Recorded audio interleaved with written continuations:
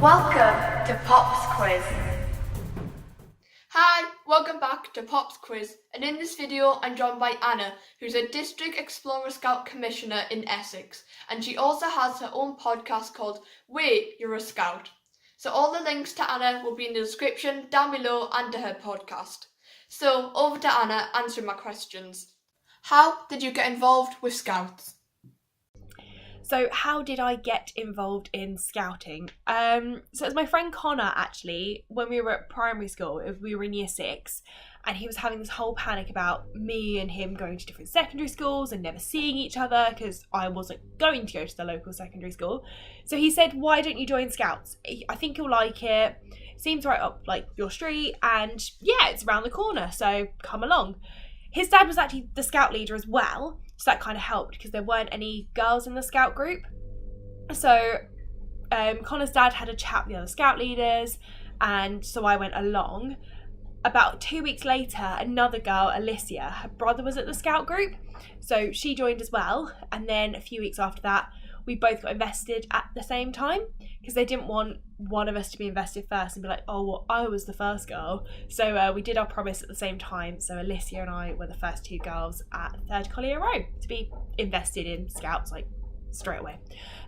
So yeah, that's how we got involved, and pretty much stuck with it ever since until I went to uni. Took a break, sort of did other stuff while I was there, all sorts from cheerleading to working behind a bar. So it was just after my 3rd year exams.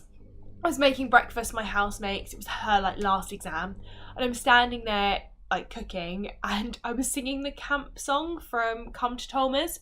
She was like, what are you singing? I was like, it's a scout song. She was like, but you're not even part of Scouts anymore, why would you still be singing that? And that's when I thought, hey, maybe I should go back. So Connor's dad had moved to a different district and was actually District Explorer Scout Commissioner there, and said, look, I've got this group that needs an extra pair of hands.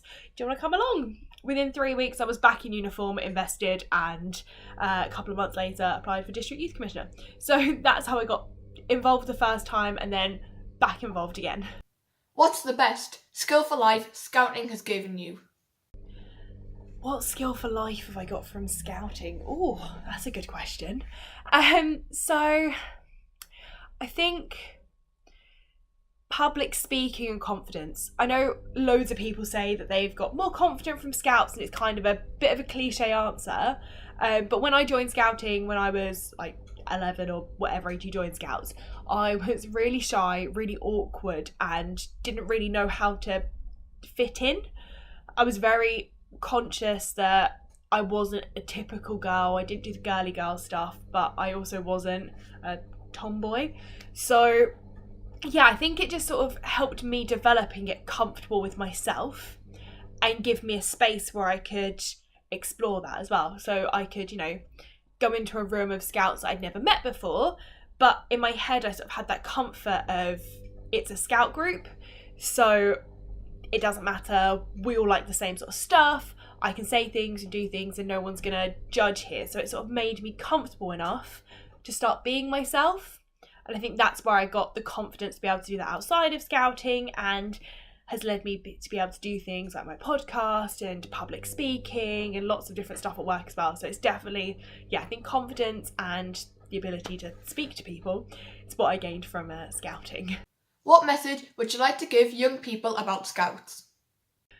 I think one of the things that I remember from when I was a scout, and I've definitely seen from my explorers, is sometimes it can be a bit embarrassing to say, oh yeah, I'm a scout, this is what I do, because again, outside of the bubble, not many people really get what we do or what scouting's about.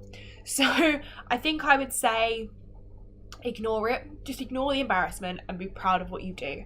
Because honestly, when you get to my age or older, people will go, oh, I wish I did that when I was younger, or I wish I did something like that.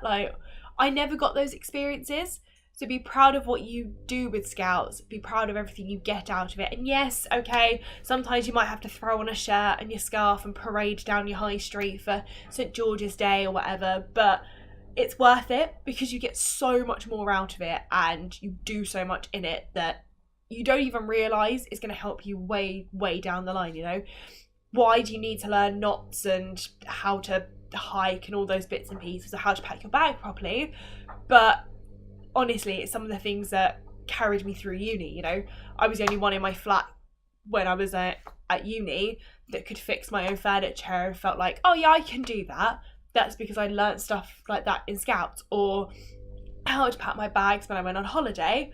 I went cheerleading, had a bag like this big with all of my kit in, and there's all these girls like massive trundle bags and like all the suitcases in the world. I was like, guys, how do you not know how to pack?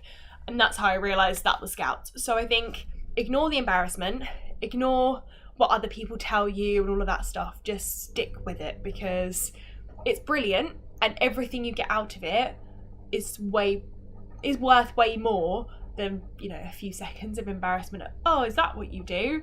Trust me, it's the right thing to stick with. What's your favourite scouting experience? That's a big question. I've spoken about a few different ones on the podcast, but I think, okay, favourite experience as a young person, my first ever summer camp. So I was 13, I was the only one going from my scout group, and everyone else there was from a group that I didn't know. So a whole new bunch of scouts, plus we were hiking with guides as well. And I was going to be the only girl that was a scout going. So in the back of my head it was, oh, what if the guides don't like me? I have to share a tent with them. And what if the scouts don't like me? I don't know any of them. And it was very overwhelming, really anxious. But honestly, the best week of my life. I didn't know that at the time I'd meet two of my best friends. I'd meet leaders that I'm now scouting and camping with. And it was just the best week. Absolutely best time. Actually, that was at Tolmer's. So it definitely shows it was a good week, because that was the song I was singing when I was back at uni. So yeah, it was amazing. It was lots of fun, and probably the first camp where I got to take charge of what I was doing. So when you were at the camp, you picked what activities you did each day. It didn't have to be the same as everyone in your group. Like we ended up, me and Rachel, who was one of the guides, ended up going swimming like every morning or every afternoon because the showers were nicer, and then fitting in another activity. And other people did other things at the camp, so we all went to the same camp but had different experiences. That was really nice. And yeah, that's where I met Matt, who was on episode 2 of the podcast. So like I said, met two of my best friends on it, and it definitely I think that sort of changed my thought process of scouting and guides, and it's one of the things that kept me going through it. So yeah, that was my best experience as a young person. As an adult, I think one of my favourites was going to Canasteg for the work party. So this guy Kiwi, absolute legend. Poppy, if you can get him on this vlog, he could talk through so many stories. He's amazing. So he set up the UK working party with Canasteg. So it's a group of people who use this. It might be a residential for their Queen Scout Award. It might just be, hey, it's a fun thing to go and do.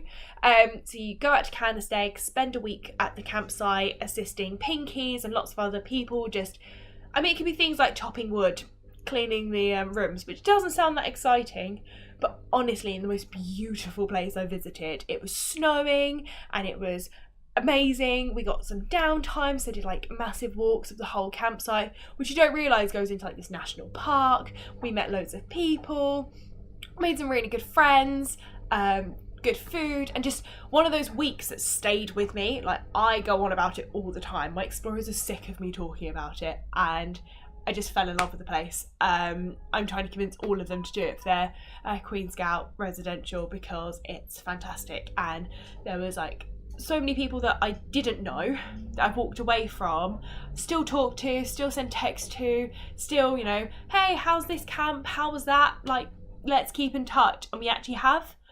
And yeah, it was just fantastic. So I think that's my best young person experience and my best grown up in scouting experiences. Thank you so much for answering my questions, Anna. Scouting's definitely given me the voice and confidence to be able to run games, and on parents' night even talk about what we got up to over the programme.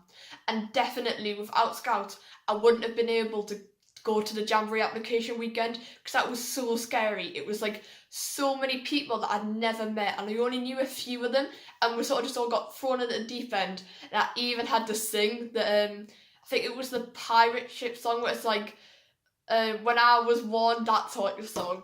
I even had to sing that in front of all these brand new people and their parents and the leaders and everything. So without scouting, I definitely wouldn't have been able to do that. But I also love the independence that scouting gives you, because we do this camp called an expedition camp, where like you in a patrol, you organise everything basically yourself, and the leaders are just there for health and safety. Like you plan the hike, the cost, what you're going to eat, and the different activities that you're going to get up to, and that is so much fun. Me and Anna also just recorded a podcast episode, so all the links to that when it comes out will be in the description below, and I'll keep you updated on that. I had so much fun filming it. Thank you so much again, Anna, for having me. If you'd like to take part in my Pops Quiz series, just leave a comment down below or message me on Instagram. Thanks for watching, and if you enjoyed this video, please remember to like and subscribe, and join me next time when I'll be back with more Pops Quiz videos. Bye!